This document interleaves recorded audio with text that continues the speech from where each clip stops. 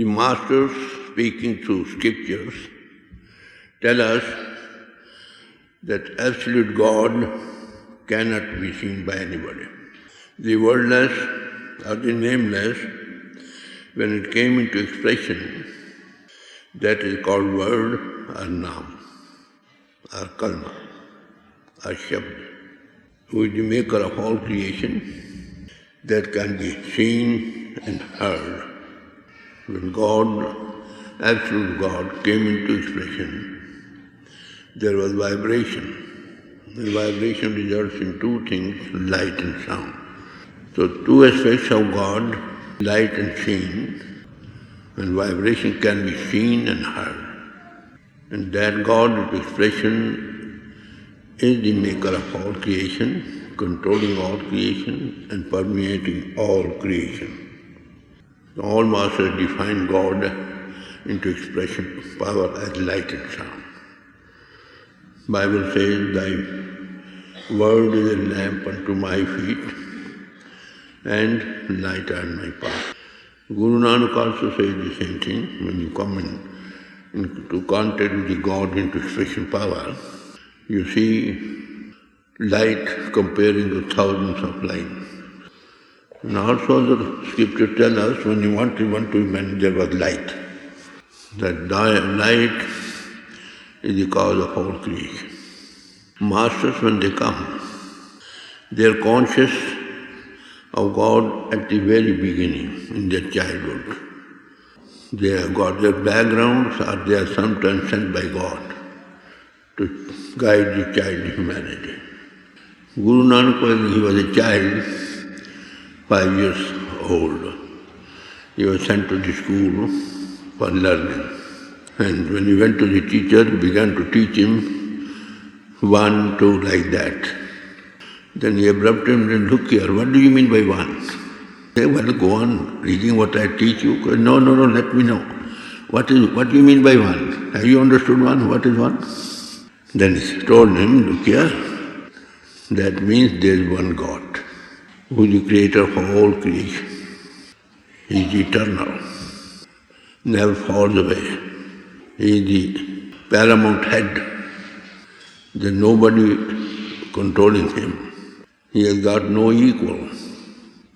That is why he has got no enmity with anybody. He has no fear of anybody because he himself is all in all. Though it appears to be timeless one, but he has some existence too. But he has come out of his own self. Nobody is creator of him. That's how can you find him? It is gift of God. Gift of Master, Guru. What is Master? He is Word made flesh.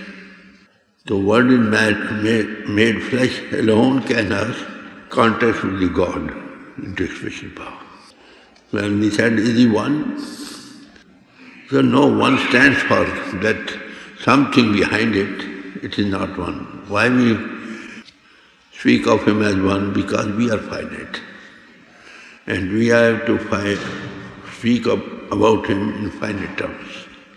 That one which stands for success in something, that is the power when it came to expression, that is the cause of whole creation. So, Master gave us a contact with that power into expression which leads into the wordless state. Kabir said, well, if I tell him he is one, then the question of two comes up. He is neither one nor two, he is something which we express by the word one or two. And Guru Arjan explained him that because we are finite, we can only speak of him in finite terms only. He is something beyond, inconceivable, that wordless state. When it came into being, into existence, he wanted one wished to be many. So that power which came into expression is called word, naam, shabd, or kalma. That power which came into expression, that we can see, of course. The two aspects of which is light and sound. With what eyes we can see him. So you'll find absolute God is wordless or nameless. And when you want it, to be many, he manifested.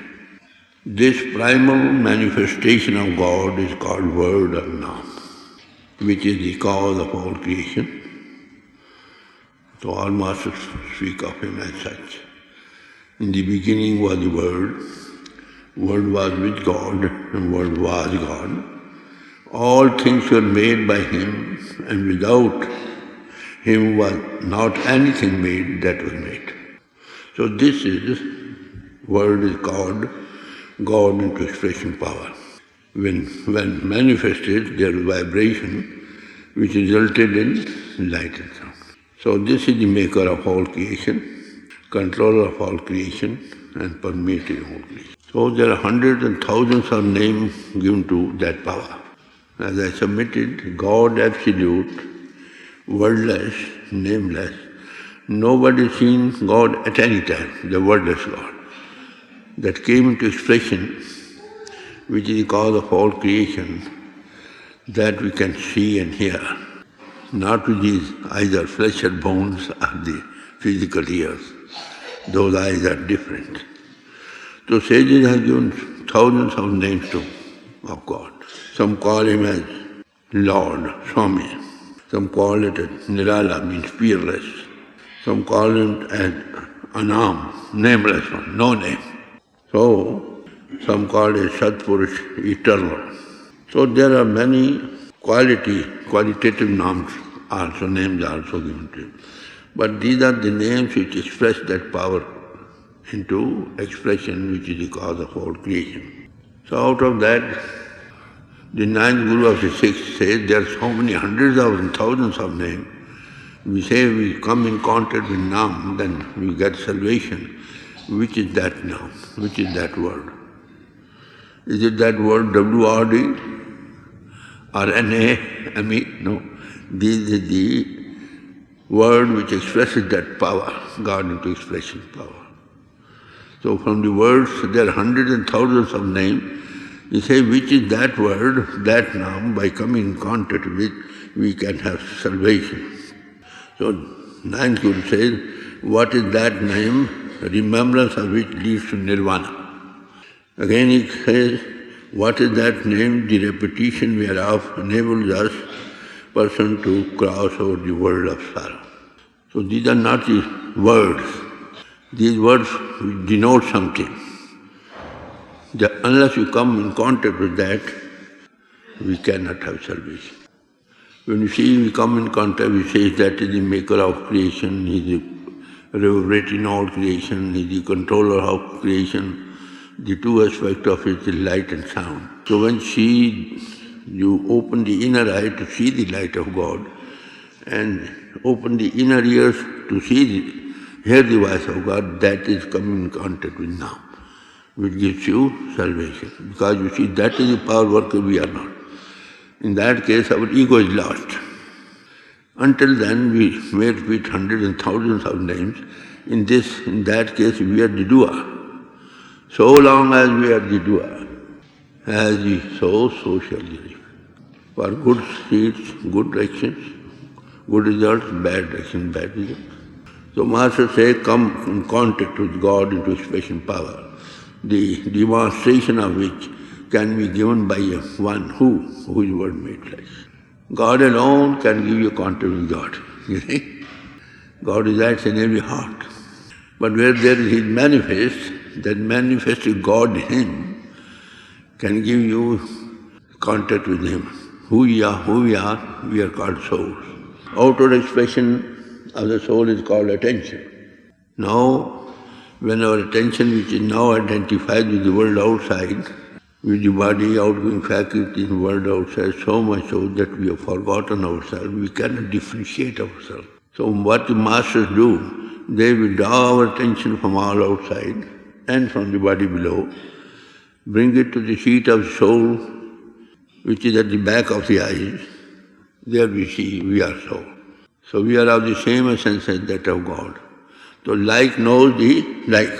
So that is the God into expression power, contacting with which it is possible only when Word made flesh give you a demonstration of that. So a contact, Guru Arjan says, a contact with Nam makes oneself luminous, with luminosity varying with hundreds, thousands of suns. So we are the drop of the ocean of all attention, we are the drops of the ocean of all consciousness, we are the drops of the ocean of all light, we are all children of light. And this light is encompassed, covered by so many sheets, physical, astral, causal. On the face of it appears there is no light. Take this lamp, that is burning, that is one cover, 2, 3, 4. Outwardly it appears there is no light there. When you take off one cover, you see some light. When you take off the other cover, there is more light. When you take off all covers, full light. So God is all light. So when you come in contact with it, you become luminous, self-luminous. So by thy grace, O Guru, O Master, open our inner eye to see the light of God. It is not the subject of the outer eyes, physical eyes, no. Guru Nanak was asked, what is that sees that light of God? With what eyes you have seen? He says, those eyes are different, not are the eyes of flesh or bones. So Kabir also referred to the same thing as Ninth Guru said. There are myriads of names in the world, names given to God, but none of them ground salvation. The primeval Nam is a hidden one, and a rare soul can know and realize it. Take the example of word I am talking of. For instance, there is water. That is liquid. In all languages, so many names have been given to express that liquid. Some call it water, in Latin it is called aqua, in French it is called eau, in Hindi it is called jal, neer, you see, ab. So these are the words denote that liquid by drinking which your thirst can be satisfied, not by repeating the name of the water or aqua like that. You follow my point? So what is that Nam? By coming in contact with this, you can have salvation. When you come in contact with the light and sound principle, it will lead you where? From where it emanated, to the absolute God. No hypothesis, direct way back to God. For instance, there is a word. God is permeating the music of the spheres. You go on only saying God is reverberating in all creation, is reverberating all creation, and unless you see not really is reverberating then. So it is just like what you say, a blind man saying God is light. So devotion now is only to worship, to this way. You see? That is true worship. What we do? Now we keep symbols of light outside. We ring the bells. We light the candles. This is only model. Real worship is to see the light with the single eye within you and hear the music of the spheres, then say, he is reverberating in all creation. So that is the true worship. Other worships are done at the level of senses. They are good action, of course. That will give you good results. But as you are the doer, you have to sometimes good results, sometimes bad. You will come and go. When you see that power is pervading all creation, within and without, you are not the doer, that is, that power is the doer, then you lose your ego. Your coming and going ended. So everyone, Guru Ramadas, spent 70 long years in search of God.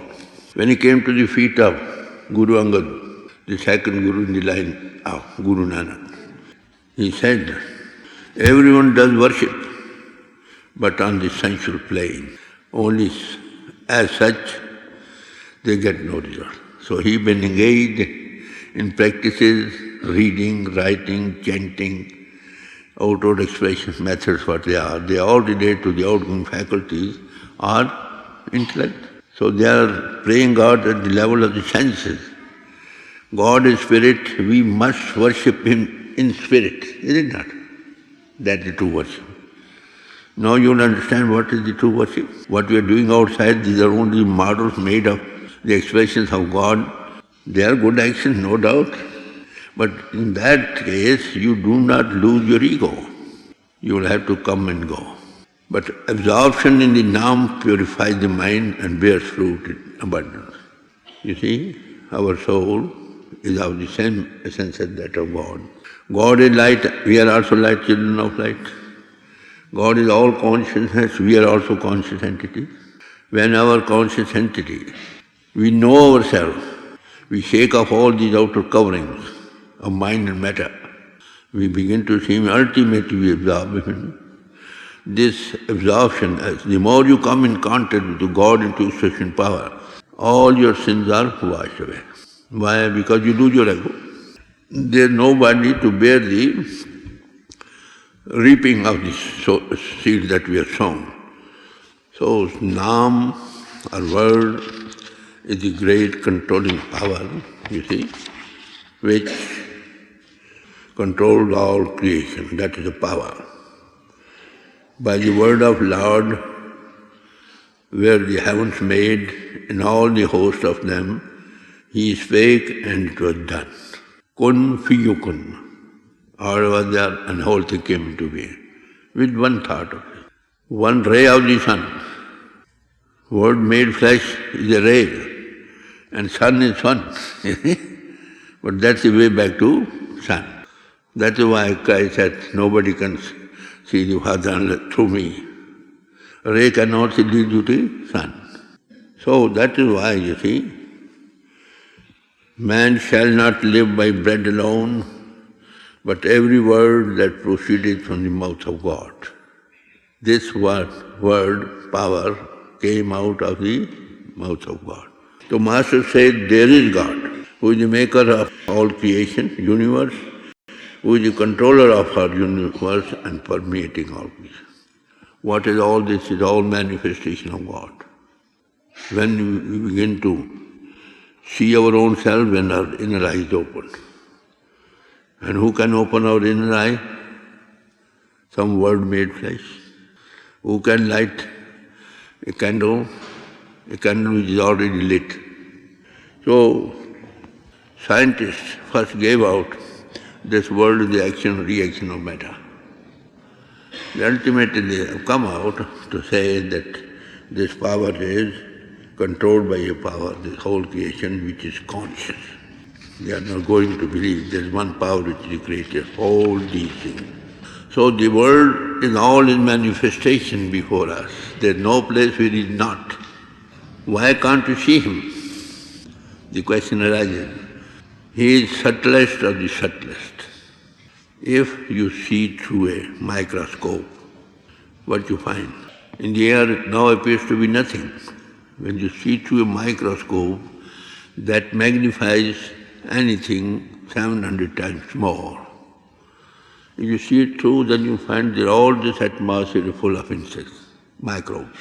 Now what happens? If one eye comes to that level, on that is magnified, or that magnified to come to our level of eye, we will be able to see. So these eyes of flesh and bone cannot see. When you rise above physical body, you begin to see. If in man body only we can know God, it is a golden opportunity in which we can know God. In no other body. Tulsi says, while God is with us in the body, we see Him not. He says, fire on a lifeless life like that. Oh Tulsi, every man is dark blind. In man body, that's the highest aim before us, what to know God. And also what? Whatever seeds we have sown, karmic, that are to be paid off. How? By coming in contact with Him, seeing that He is the doer, I am not the doer. If that is so, who is to bear the reaping of the seeds we have already sown? Nobody. So Kabir says the entire world is groping dark. If it were a question of one or two, they could be set right. It says, I see all around, all are bright. The word blind in the terminology of the saints means not that man who has got no eyes on the forehead, but to the inner single eye is not open to see the light of God. How that is opened by the word-made flesh masters? They just withdraw our attention from all outside and from the body below, take it to the seat of the soul in the body, which is at the back of the eyes. When it is there, the single eye is open. You begin to see the light. Before going to such a master, we are blind. In the terminology of the saints, we are deaf. But when he gives us a sitting to withdraw our attention from all outside, we begin to see and begin to hear. So there are two kinds of worship. One is worship done at the level of senses. They are all called exotic, all called apara, which are done at the level of the outgoing faculties, mind or intellect. They are good actions, but that will give you good results because these are done in the name of God. But you are the doer, so you'll have to reap what you have sown. Coming and going is not ended. When your inner eyes open, you see He is the power, He is the creator, He is the permeating all creation. He is controlling us in the body. We are not the doer. Then our ego is lost. Who will reap the fruits that have seeds that we have sown? Nobody. So that ends coming and going. So Guru Nanak said to the enlightened one, all are purblind. In that sense, you know, we are all blind. Very sweeping remark it is, of course. Why is it not right? What Christ says, I have come to make those people see who do not see. What does he mean by that? And those who see, they may be blind. It's the same thing. We see, I am looking at you because my attention is there. If my attention is down from there, nobody could not see. On the back I cannot see. So it is the soul that has to know the oversoul. The eyes of flesh and bone see him not, but the Master illumines the eye within, opens that eye. A worthy disciple begins to witness the power and glory of God within himself. That is function of the Master. Give you something to start. And how? By withdrawing your attention from all outside, bringing it to the level of the eyes, where the single eye, our third eye, our latent eye is open. Now reason appears, why can't we see him? Because enveloped in darkness, we strive for God by deeds not less dark. Without a master, none has found the way, nor one can go. The reason why? Because our whole attention identified with outgoing faculties and mind, word, body and word. Unless that is withdrawn from there, then the inner eyes open, then we see that we come to that level. As I gave you the example of microscope, we become subtle, we begin to see the subtle form. That is why, unless when one comes across a perfect matter, he begins to see and begins to hear. So this is sad. When man came to the world, God put seals on his eyes and on his ears. And when we are after all his children, when we are in an unhappy state, he sends men which are made flesh, word-made flesh. They come to open the seals from the eyes and from the ear. They begin to hear, begin to see and begin to hear. So they open the eye where? Within the closet of the man body. But without your attention from outside and from the body below also. So body is verily the temple of God, and the Holy Ghost dwells in it. That is why Emerson said, tapping inside. Tapping inside and going into the foxhole in the brain. We once, you see, remarked by President Truman, it was into his foxhole that he repaired whenever he wanted peace and relaxation from the high offices. That is receding within you. And there is complete rest. Their soul is revived with higher contact. So Vedas called it a Brahmrudra. Fox of the hole in the brain are Brahmrudra. Perception, intention, and reasoning just help to understand the reality to a certain extent. Understanding, not seeing. At the level of intellect, but seeing is believing. Seeing with one's own eyes, the single eye of this inlet and ingress, little known to the people at all. That eye is within us. That is called by the rishis as the third eye, as the Shiv Netra, as the Divkikyu, and Christ referred to as single eye. Mohammedan philosophy called it Chashma Batan, inner eye. You follow? Truth is one. Those who have realized it, they gave out the same thing in the east or the west. That makes no difference. So we will have to revert to the third eye, latent eye, Shiv Netra, single eye within us. That's how we can see. God said, there be light, and there was light. You read in Genesis? And this is the true light that lighteth every man that cometh into the world. And the light is the life of man. Amongst Hindus there is this custom, when a man going to die, they light a candle put on the palm of the hand. And the mantra that is read, that is in Sanskrit, that means this light will guide you here and hereafter. The hand and the candle both remain, which is that light, which is within you. That can be seen when your attention is down from all outside and your inner eyes open. So all scriptures describes rays of light vibrating, emanating from the formless absolute existence. When it came to manifest the world in its variegated colors and countless shapes. So this pervades all four grand delusions of the world. Kabir says, I went to the pilgrimage to Makkah. On the way, God met me and began to fight with me, rebuked me. Who told you I'm here? I'm in you. You see, I'm the very life of your life. So the point Rajan Master asked, have you seen God? Guru Nanak says, yes, I've seen Him. He is manifest everywhere. It does not give any reason, because He sees and makes others see. Christ was asked, He said, behold the Lord. He never gave any reason for that.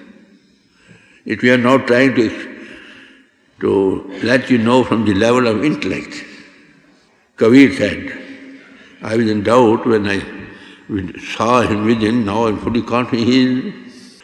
So Master, when they come, you see, the message that they bring is that there is God. They have seen. And you can also see with their guidance. But whose God is? The God in Him. He is the Word made flesh. God alone can afford you a contact with God. Nobody else. So we respect that man body, you see, in which is manifest and can do us that grace. So Guru Nanak was asked, with what eyes you have seen? He says, those eyes are different with which he can be seen, not the eyes of flesh or bone. Mohammedan philosophy says that is the inner eye. So outer expressions of God into expression in light and sound. We can see Him with the single eye, with the Divkikyu, with the Shiv Netra, third eye. Samastam rays. He said, what is this? He says, we should be able to see God with our own eyes. How can we convince if there is God if we don't see our own self? We should be able to hear His voice with our own ears. And how that eye and ear is open, He says, close your eyes, you see darkness. Just penetrate into the darkness and you'll find that. This is sort of giving a boost. Tulsi also said the same thing. The darkness within you, just look through the eye beyond. That explained. But he said, how can you can look through the darkness beyond? That's the favor of some master. The God in him. So Maharana says, as long as you do not rise above these senses, life of senses, the world beyond is a stranger to us. So all these things you will find Unless our inner eye is open to see Jiva, we cannot be convinced. So at the time of initiation, something is given to start with. Some more, others less. That capital with it, that you can start with and dwell from day to day. Every saint has its part in his future.